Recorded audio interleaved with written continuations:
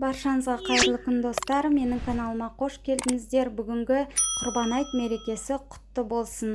Отбасыларыңызға амандық тілеймін. Бүгін сіздерге өте жұп-жұмсақ дәмді бауырсақтардың рецептісін ұсынамын. Ыдысымызға жылы сүтті құйып, оның үстіне дрожжіні салып, одан кейін қантты салып, араластыратын боламыз.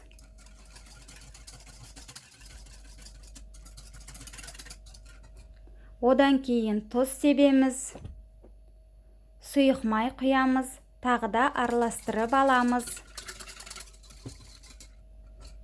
Енді бөлме температурасындағы қаймақты салып, араластырып, бетін пищевой пленкамен жауып, жылы жерге 10-15 минутқа қойып қоямыз.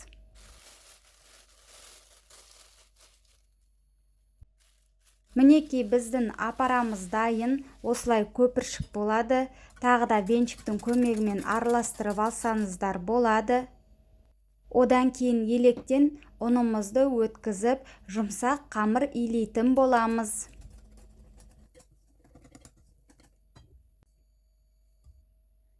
Әр ұнның тығыздығы әртүрлі болғандықтан, ұнды керегінше қосамыз.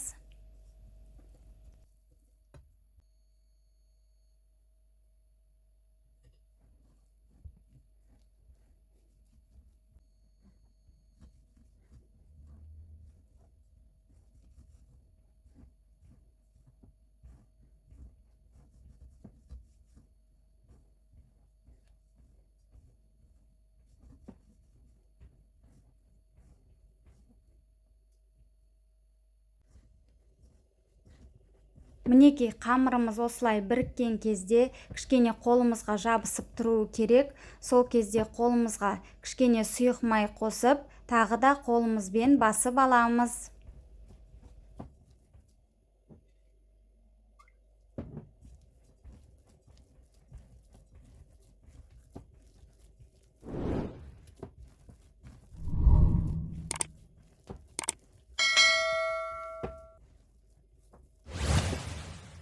Бетіне салафан кигізіп, жылы жерге 1 сағатқа қойып қоямыз.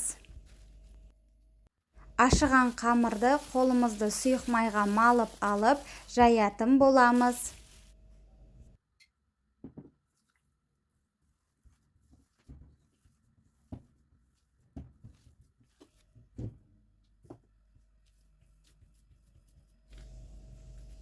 Қамырды тым жұқа немесе тым қалың етіп жібермеңіздер. Шамамен 5 мм болатындай қалыңдықта жаямыз.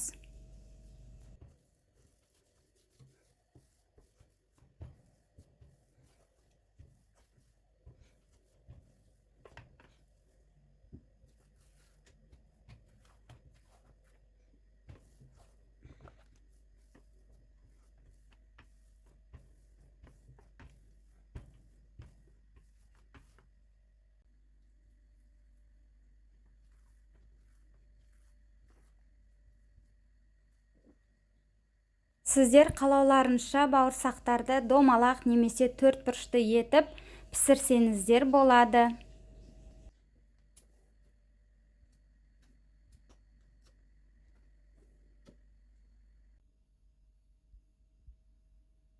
Қызып тұрған майдың үстінде екі беті қызарғанша пісіретін боламыз. Орташа отта пісіруді ұмытпаңыздар. Көріп тұрғандарыңыздай, бауырсақтар өте үлкен болып, көтеріліп, әдемі болып пісіп жатыр. Достар, егер де менің каналыма тіркелмеген болсаңыздар, тіркеліп, қоңыраушаны басып қоюды ұмытпаңыздар. Алдағы уақытта әртүрлі рецептермен бөлісетін боламын.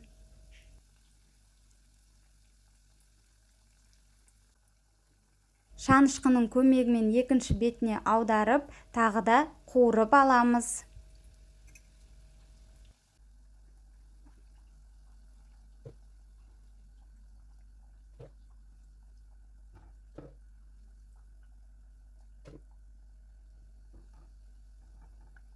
Осымен біздің жұп-жұмсақ бауырсақтар дайын. Міндетті түрде дайындап көріңіздер. Сіздерге ұнайтынына сенімдімін.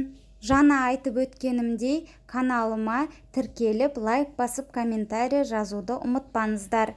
Мінекей видеода көргендеріңіздей бауырсақтар өте жұп-жұмсақ болып шығады. Сіздермен болған Жібек. Назарларыңызға рахмет. Қош сау болыңыздар.